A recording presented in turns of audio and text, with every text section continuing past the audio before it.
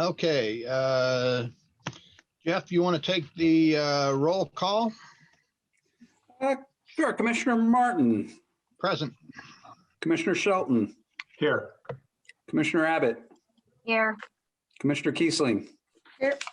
Commissioner Langley, Here. Commissioner Tucker. Is Commissioner Tucker here? No. Doesn't look like it. I think he's trying. Oh, there he is. He's the iPhone. Okay, so he is present as well. Yep, he's muted, but he's here. I'm here. I'm on the road, but I'm watching the road. Okay. That's Yeah, a be good careful. priority. Do that. Yeah. All right. Okay, and then we have some guests with us. We have some folks from RBB. Jerry Sanders is here. Let's see, Emily Cox is here. Dana Kerr is here. Jamie Miller is here. Matt Irwin is here. Did I miss anybody? Oh, is Christina in RBB too, or is she? I represent them. I'm with Ferguson Law. Right, okay. And Richard, Matt Irwin is our business manager. Okay, all right. Okay. And then we have Clark Greiner from BEDC.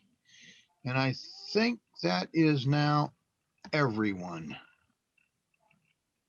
Yep, I think you're right. Okay. All right. Let's move on with our agenda. The first thing we have up, Jeff, you want to lead these off? These are our excess evaluation statements for the 4 TIF districts. Yes, and as we went through the annual reports last month, this is kind of a outgrowth of that. The state requires each redevelopment commission to look at their TIF districts and determine whether they are receiving excess funding that could potentially be returned back to the taxing units. I would have you recall last month's meeting, and I'll just go through the TIF districts and let you know what the recommendation from our financial advisor is, that we did not have excess assessed valuation. And I'll just go through them. I think the West Side TIF is kind of self-explanatory. We've been talking about the projects we have on the books, as well as the RBB presentation we're going to do tonight. And we really think that there is going to be, our cash is going down, and I think the recommendation is we don't have anything excess in that TIF district at this point. The State Road 46 corridor TIF, if you recall, our bonding has, the bond expired last year. We have several projects that we're looking at, including probably the most costly is the completion of the Hunter Valley Road to Arlington, having Curry Pike go that way, and that is in excess of what our cash balance is in that fund by quite a bit. The Fulton Pike TIF, if you recall, that is kind of a one project TIF where we're trying to complete the Fulton Pike project. The conversation last month is that it's going to take additional funding outside the TIF district in order to complete that. And the fourth is the Curry Profile TIF, and that is our newest TIF, and it's not generating any revenue at this point, but we do have obligations, financial obligations that'll start kicking in a few years. So we really don't have any excess valuation. That would be the recommendation from our financial advisor. Okay. Do we need to, can we do one motion for all 4? Or do you need to have separate motions? I think one motion for all 4 is appropriate. Okay. I'll move that we approve the annual excess valuation resolutions for West Side TIF, State Road 46 corridor, Fullerton Pike, and Curry Profile TIF. Second. Okay, we have a motion and a second to approve the 4 excess evaluation resolutions. Jeff, would you please call the roll? Commissioner Martin, Yes. Commissioner Shelton, Yes. Commissioner Abbott, Yes. Commissioner Kiesling, Yes. Commissioner Langley, Yes. Motion is approved, 5-0. Okay. All right, next on our agenda, we have an agreement proposal for RBB School Corporation. This has had several revisions worked through. Jeff, do you want to bring up your current version?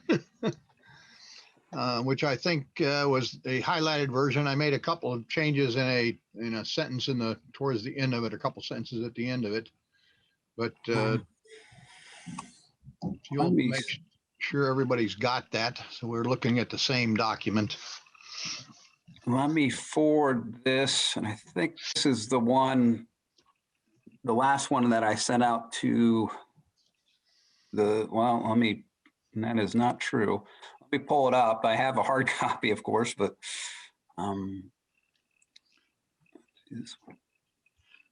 What are we looking for? and I want to make sure that we're looking at the same document because there have been several iterations of it. I No. know. Brady, is Brady handling this meeting for technical services? It's Michelle. How can I help? I'm going to forward this to you if you could get it kind of on the screen. Can do.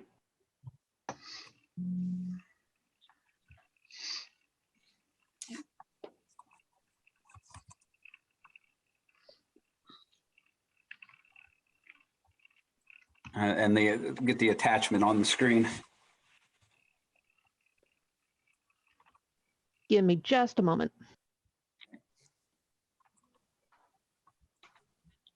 Hey, Jeff, while we're waiting for this, I did want to make a comment. I know it's reflected in the minutes for last meeting, but you did send out the Indiana Code citation that allows this to happen. That was a specific question I had last time, and that completely quelled all of my questions and issues that I had that came up. So I just wanted to say that's Indiana Code 36-7-25-7 for anybody who is in the audience or listening. And it specifically delineates quick and fast what's allowed, who's allowed, et cetera. So I do appreciate that. And that answered all the questions that I had last time.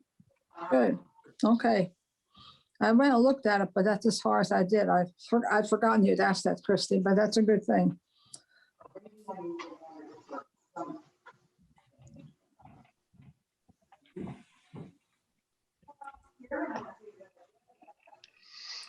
Okay, well, I see it up. Richard, do you want me to kind of go through it a little bit, or how do you want? Yeah, well, I think why don't you go ahead and go through it and we can talk about what changed since the initial version came out, and then we can discuss the changes as we go along. Okay. We worked off the previous contract for a lot of the organization and how, and it'll reference some of the STEM programs and things like that. And so, Michelle, if you could scroll down, I think the first yellow, these yellow comments were changes from what I'd sent out last week. Yeah, I saw that. I think the purpose of these changes was, one, to tie and kind of clarify a little bit what's the difference between the STEM program, which we have funded, versus the Ready School initiative, which is what the request is for. How they came up with the Ready School initiatives, and particularly making sure that we include in here that they got feedback from local employers, and that they have seen other schools utilize these programs to great success. And that I think, and then finally, that the Ready School program is an evolution of the STEM program. And so we would expect over the course of time that it would continue to evolve, but that the core principles and what the RDC doing is kind of funding that change, so that when after the change has occurred, it will be still part of their curriculum. So I think that's what these first three changes were meant to kind of demonstrate. Does an editorial note on your copy change the third whereas by adding an E after the R. Right. I didn't even notice that.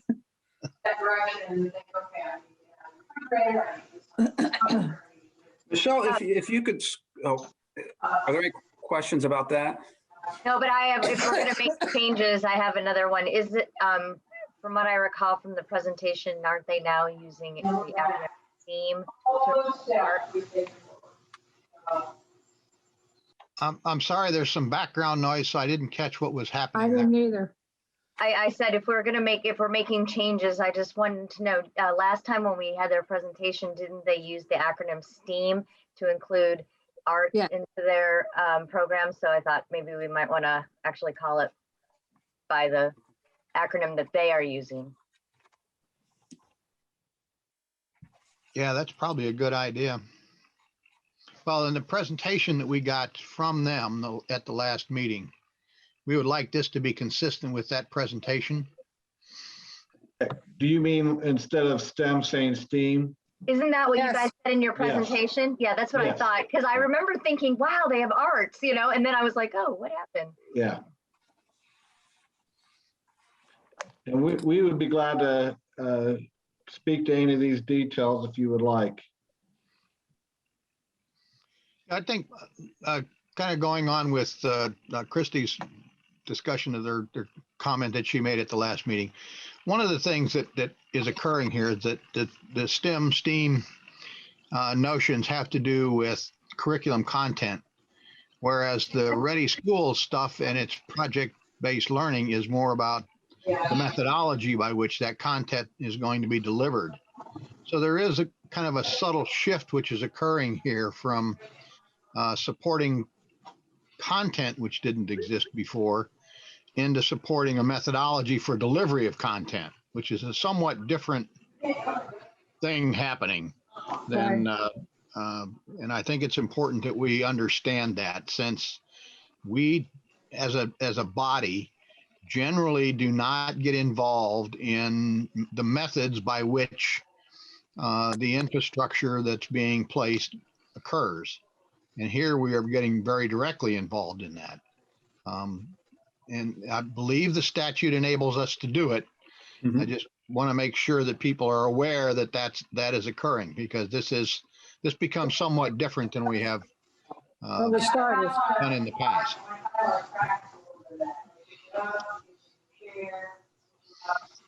I think we're okay with it. Just we need to acknowledge that it's something different. It's still got the same goal of developing workforce for the businesses that have in our TIF and hope to attract into our TIF in the future. Right, Jim. And STEAM is not going away. The STEAM curriculum is not going away. That work that because of our, thanks to all of you and what we've been able to do with STEAM, that will continue to, that curriculum will continue throughout all of our grade levels. So really, it's not going away. It's really both. So if you want to think of it, both methodology and curriculum is both under the umbrella of Ready Schools. Okay. And Good. just to, if I may, just to add to that, the shift in pedagogy as far as project-based learning really is already underway. The training piece of that training, at the time, 60% of our teachers district-wide in project-based learning was actually one of the things we were able to do because of the initial partnership with you all. So our teachers are trained in project-based learning, and they're building in richer experiences in their curriculum. So the curriculum is changing, the content is changing through the professional development that teachers have been able to engage in. So project-based learning is already there, enriching our content through all of the same ways as the STEAM content. So whether it's engineering standards, computer science standards across the content area, both go hand in hand. The difference with Ready Schools is the refinement of what that looks like as aligned to our local workforce. So what does STEM, STEAM, any of those career-related sectors, we're just refining what that looks like specific to the employers in our region. Excuse me. Does that help? Yeah, no, we're just, the more testimony we get to back up what we're doing. Yeah, I'd like to see that maybe incorporated in the minutes or something. Well, But it will be in the minutes now. We've been Okay. talking about it. Yeah. well, the paragraph above contract also has STEM instead of STEAM, but maybe we can make a note at the end or something. Well, I'm identifying where we've got to change this. Right. Yeah. That's right. So we'll do that Okay. with the motion. Okay. What else do we have? Jeff? And I think along those lines, I'm looking at that last whereas clause. I think we need to change that from wishing to enter into agreement for funding a portion of the RBB STEM program to funding a portion of the Ready Schools initiative, which include STEAM and project-based learning, and put that clause in there to Okay. kind of That'd be replace good. the STEM program. Right. STEM, STEAM, yeah. And I think if we scroll down a little bit under the purpose of the agreement, I would make the same change to that language. Because it also references the STEM, but I think we should put the. You want to state that again so I can write it down here? The funding a portion of RBB's Ready Schools initiative, Okay. which incorporates STEAM and project-based learning, not to exceed the 15% of the revenues collected in the. Got it. Great. Includes STEAM and project-based learning. Okay. And then we do that down here as well. Could you scroll down a little bit, Michelle? That's Yeah. good. Yeah. So it would include it also under number One. purpose of the agreement. That Okay. change. Yes. Very good. And then in subsequent to that, there are these goals, and all of the Ready School goals talk about how they're doing that. Yeah. And can you scroll down to the next? Yeah. And at the last meeting, it was the Redevelopment Commission talked about mechanisms in order to, in case funding became short, and working with the school board, I think we had actually talked. We actually talked about kind of a opt-out provision or something like that. I think talking with the schools, I think we were much more comfortable with, describing the process and how we would look at it, because our original contract included the language that says if we can ever not meet our contractual obligations, bond obligations, or revenues did not allow, the 15% of the revenue did not allow for the full $270,000 payment. We kind of wanted to keep that language in there, but we wanted to put some benchmarks in so that, if the RDC knew that there were going to be struggles and that the revenues was not going to come in, we could give the school some notice, right, so that they have an advanced warning on that to occur. Again, I think if we could scroll up just maybe a little bit more, or scroll down a little bit more. There you go. This section would say that would provide notice at the time, but we still understand that we don't know what the revenues are going to be until they come in. We could have a annual report that says that 15% is not going to be a problem, and we're going to have no problems with making the payment, and then the revenues come in short for whatever reason. This says, even though, the notice provisions up above, we're going to do our best, but if something happens and the revenues don't come in, we still have to honor our contractual and our bond obligations as well as follow the state law.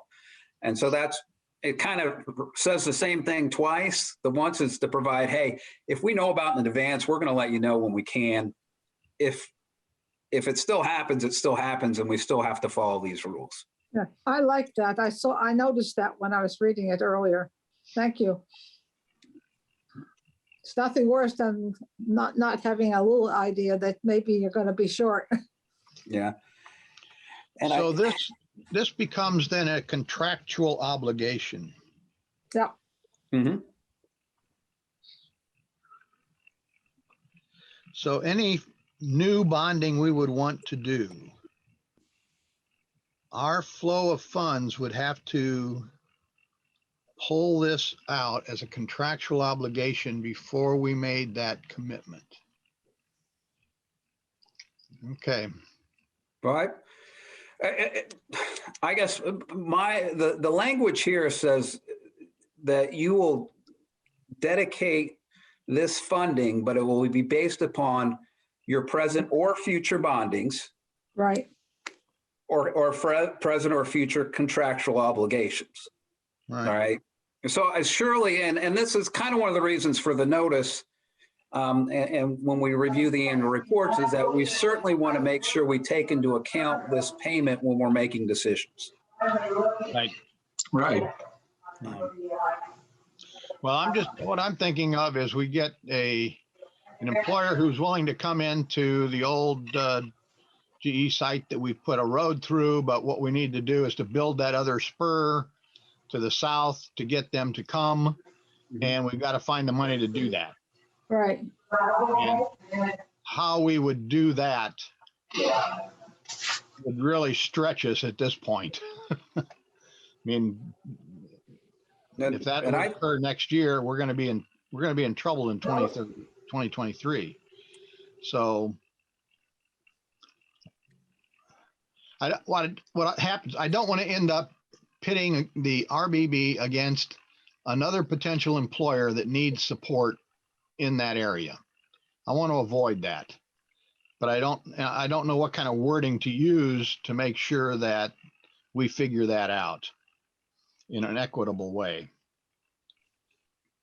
But I think we'll just have to deal with it when the situation might arise.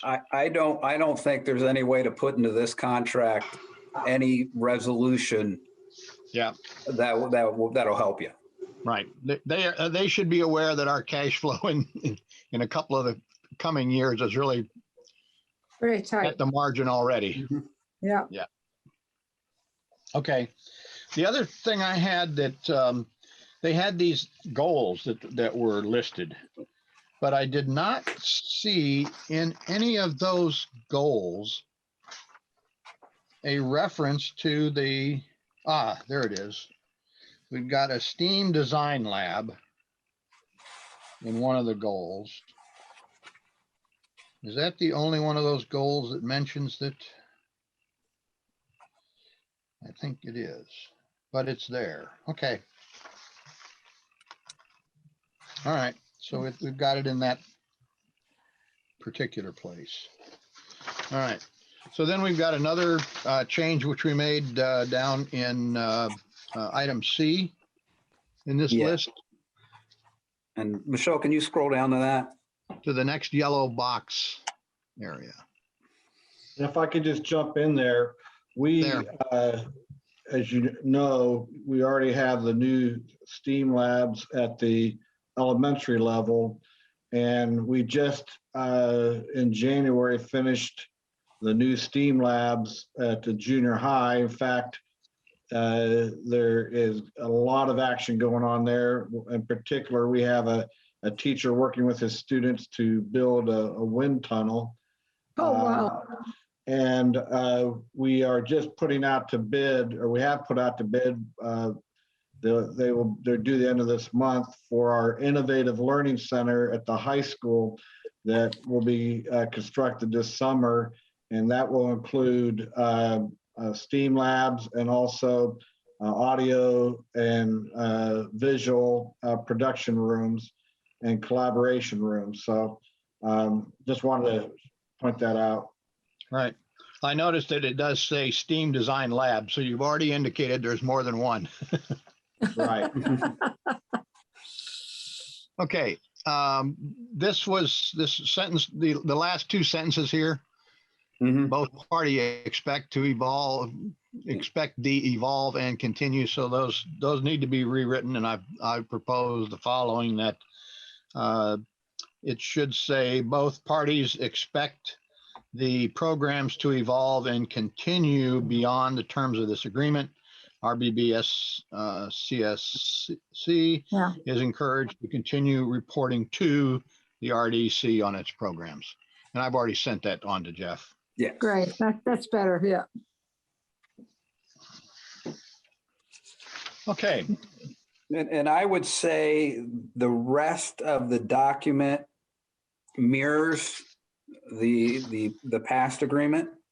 It includes indemnities, a lot of boilerplate language, non-discrimination, compliance with laws, notice provisions. All right. Okay. All right.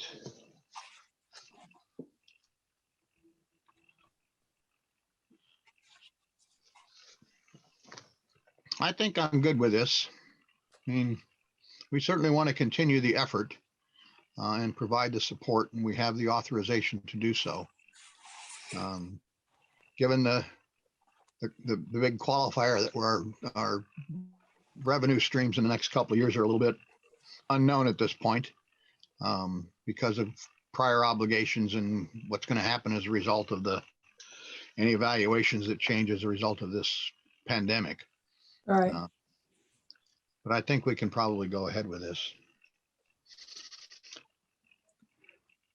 So if someone would make a motion, I will take it, and there are some specific changes that we want to make. And if you'll make the motion, then I'll go ahead and read from my copy the changes that I have noted through our discussion here, and then we can move on from there. Does that seem reasonable? Yeah. Well, I move. Go ahead, Jim. I move we approve this agreement subject to the changes that Richard is going to read into the record. Second. Thank you, Richard. All right. In the second whereas clause, that item that introduces the STEAM program, it needs to say which will enhance the science, technology, engineering, arts, and math program, STEAM. In the 5th paragraph, whereas that STEM needs to be changed to STEAM. In the new 6th paragraph, it needs to be changed from STEM to STEAM. In the last whereas clause, where it now says STEM program, that needs to change to read Ready Schools Initiative, comma, which includes STEAM and project-based learning, comma, not to exceed 15%, et cetera.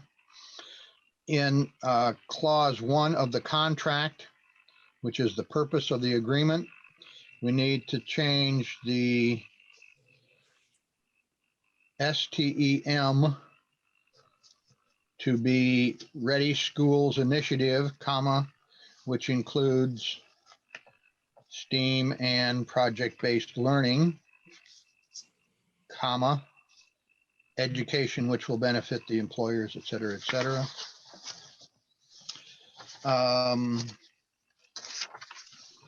Then in item, what is that? See? Under RBB obligations C, the last two sentences are modified to read, both parties expect the programs to evolve and continue beyond the terms of this agreement. RBBS CSC is encouraged to continue reporting to the RDC on its programs. I believe that's all we had talked about modifying. Yeah. The only other one I had was to add the E in the second Oh, to yes, last the whereas. E in the whereas, yes. Okay. All right. Having read that into the record, and we have a motion and a second. Jeff, would you call the roll, please? Commissioner Martin, Yes. Commissioner Shelton, Yes. Commissioner Abbott, Yes. Commissioner Kiesling, Yes. Commissioner Langley. Yes. Motion is approved 5-0. Yay. Yes, if I could jump in here and just tell you how much we obviously appreciate the financial backing, but we, more importantly, or just as important, we appreciate each of you as the commissioners and for your support, your great questions that have guided us to make our efforts stronger and to make this agreement stronger. So on behalf of the Richland Bean Blossom School Corporation, I just want to thank the RDC for your support and look forward to coming back and sharing good news with you down the road. Thank you. Okay. Thank you. Good luck. Thank you very much. It's been a very productive partnership we've had, and glad we're able to continue it. Absolutely. And it's just very exciting to see what initiatives you all have taken. And I think it's a good example for the future of education. Thank you. Thank you. Okay. Jeff, Moving would you on. take that off the screen, please? The resolution. Thank you. Moving on to item 4. Jeff has sent us a claims document. There are 4 items on the claims. CNH Lawn and Landscaping for $28.50. DLZ Profile Parkway Construction Inspection Drive Elimination, $135. DLZ Profile Parkway Construction Inspection Design Work, $25.86.10. And DLZ Profile Parkway Construction Inspection for the period February 6th through March 12th of $35.77.50 for a total of $91.48.60. Do we have a motion to approve? I have a question first, if you don't mind. Yes. I'm curious about the CNH Lawn and Landscape, a sewer repair. Did I miss something? I think that's just landscaping associated with the Profile Parkway project. That is not landscape. No, there was a water line underneath our Karst Greenway Trail that ruptured. Oh my God. I don't think it was a huge line, and it may have been a sewer line. Now that we got wind of it through the health department, and that was to repair that ruptured line. Okay, and that's why I have a question about it, Jeff, because my recollection is that you cannot use TIF dollars for what would be considered maintenance items. So how did we do this one? Well, it wasn't our line.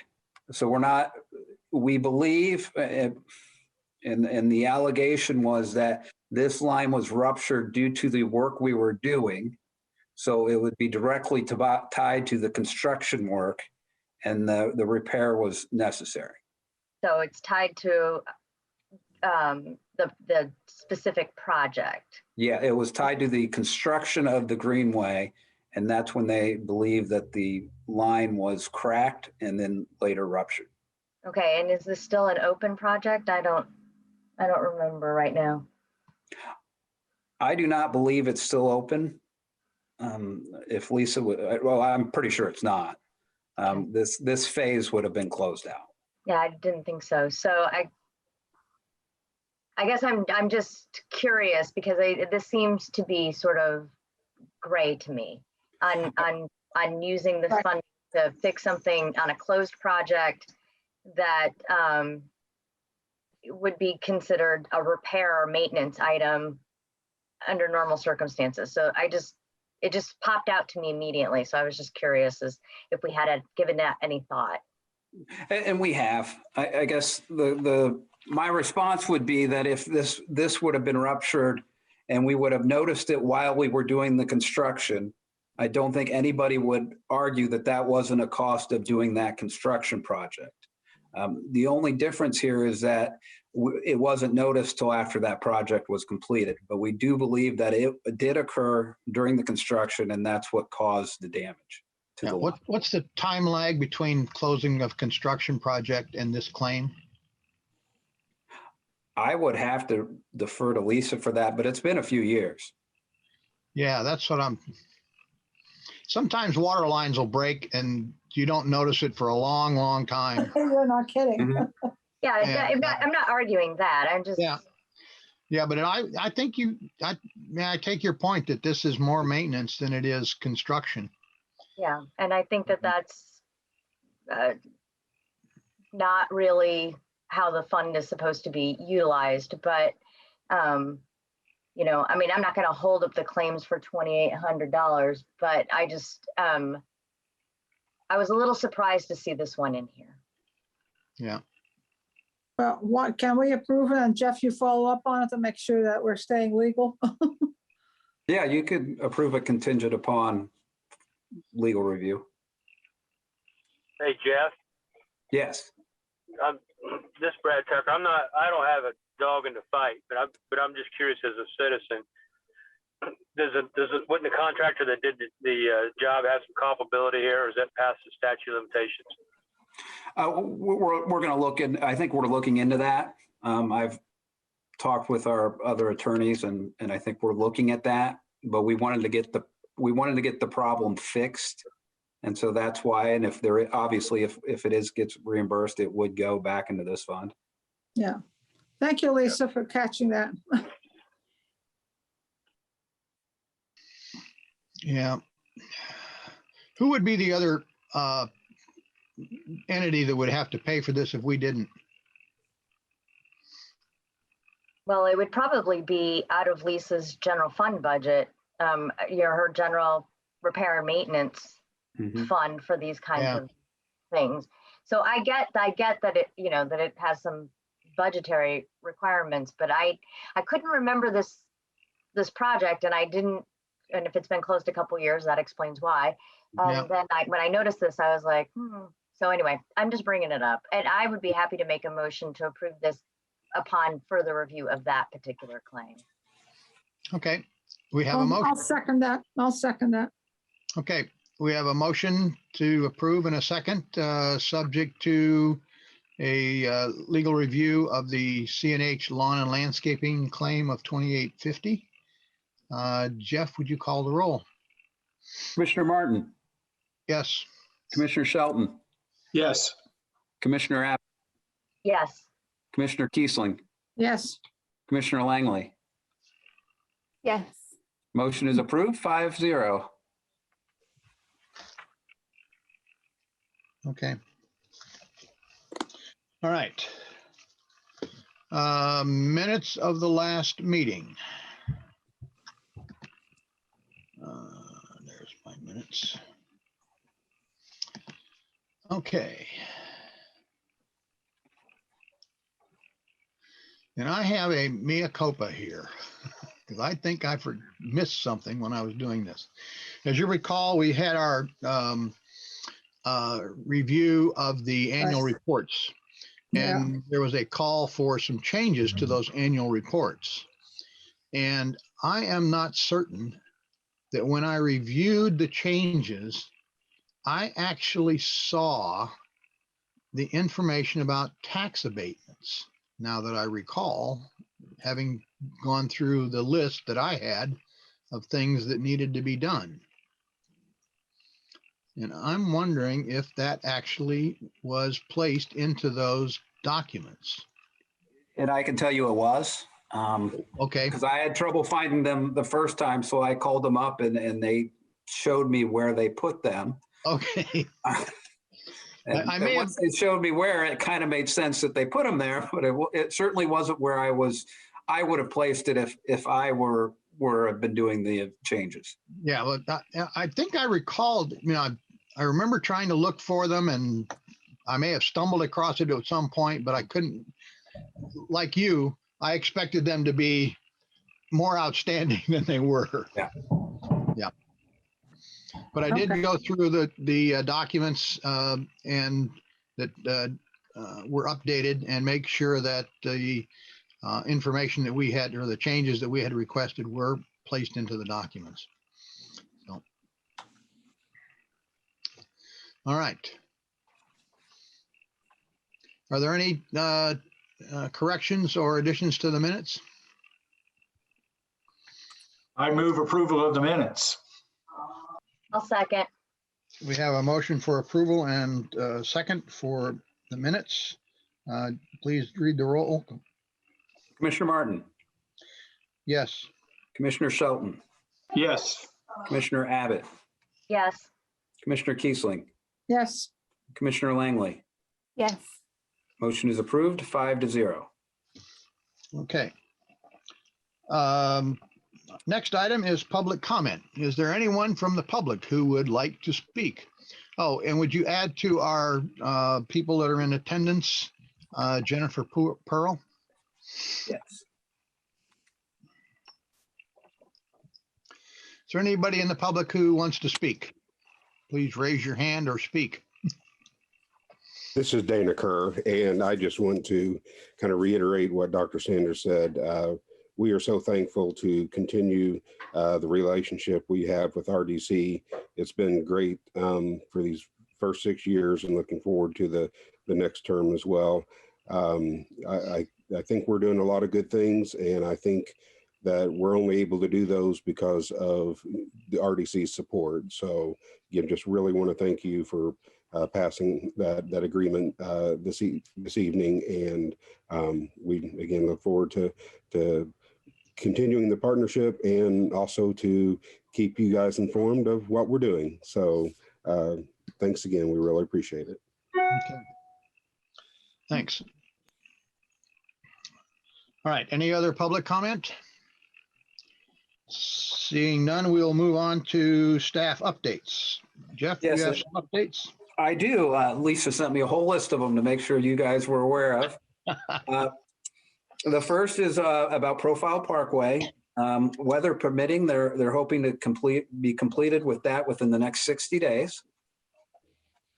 That is good. The second is we did get the bids back for the Curry Pike, Smith Pike, Woodyard Road. The low bidder on that for that project was Milestone Contractors with a bid of $2,766,674. The engineer estimate was for $2,600,000, so it's about $167,000 more than what our engineer estimate was.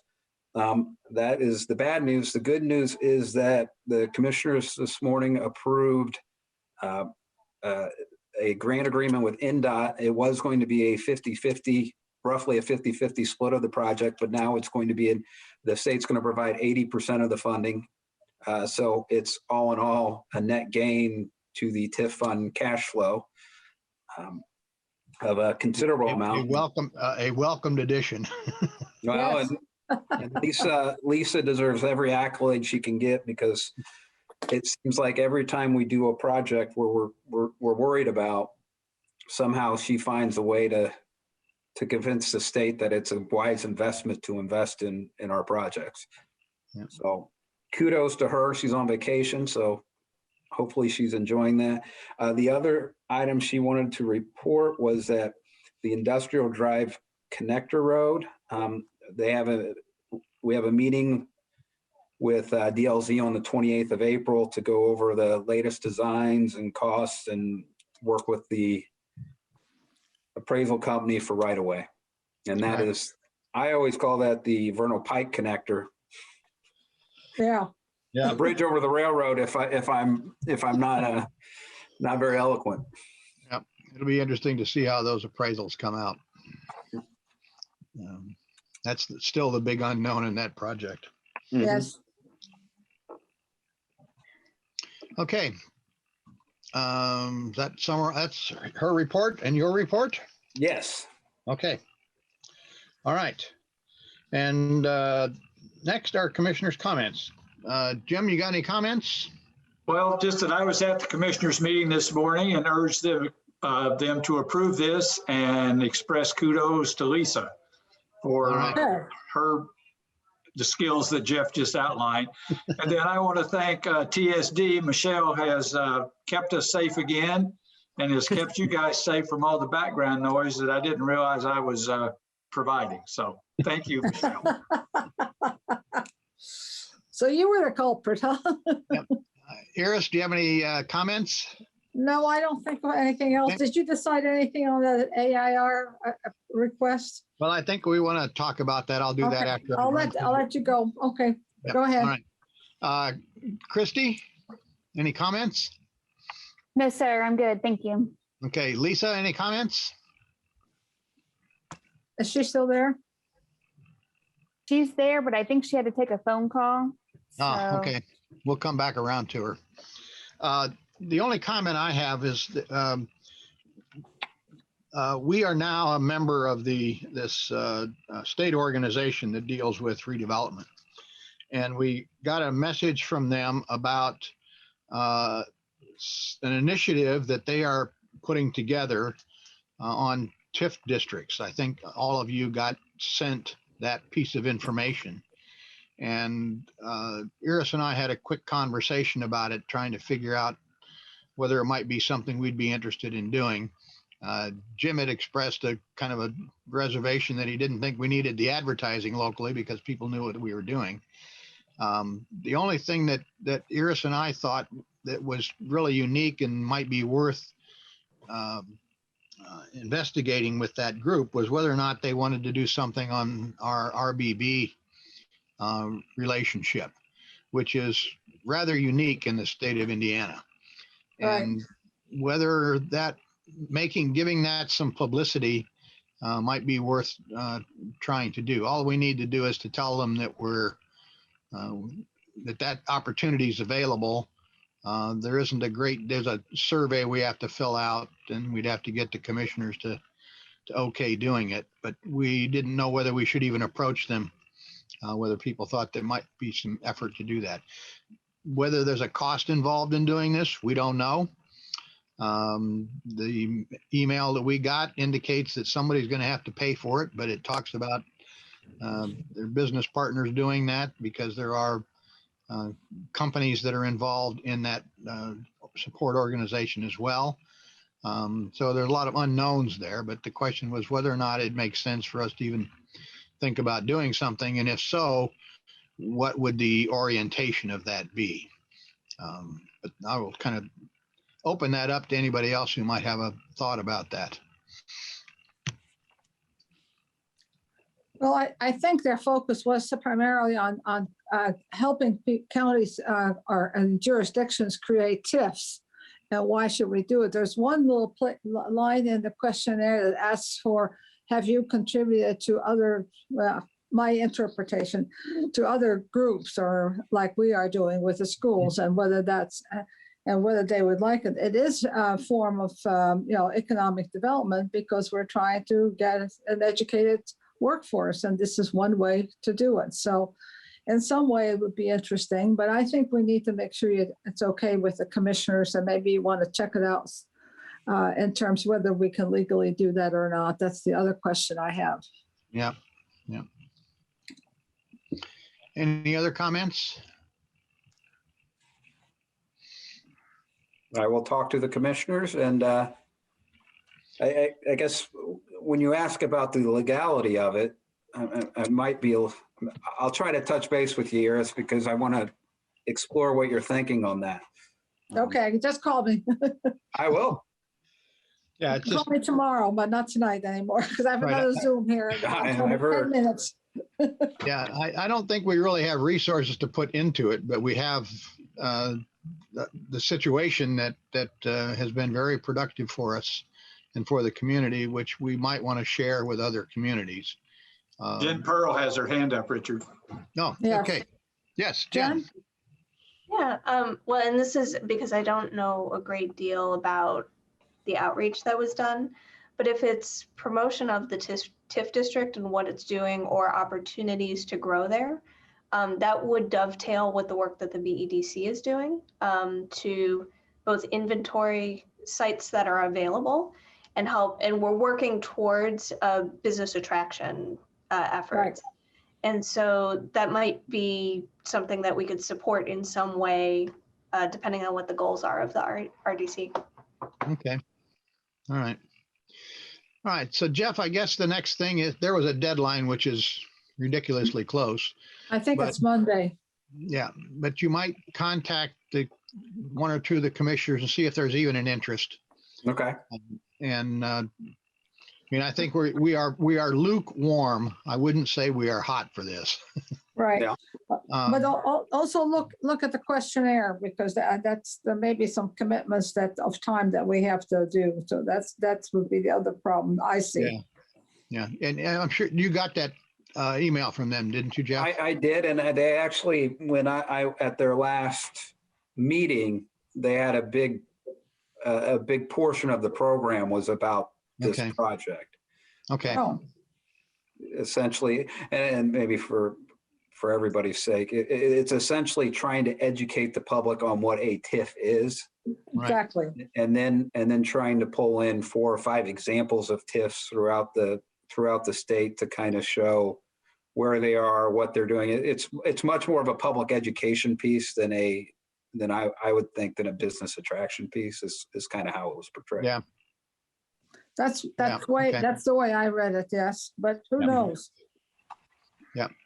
Well, we'll leave it up to you to discuss with the commissioners and see if there's any interest there. And we can, I think we've given you the idea of Okay.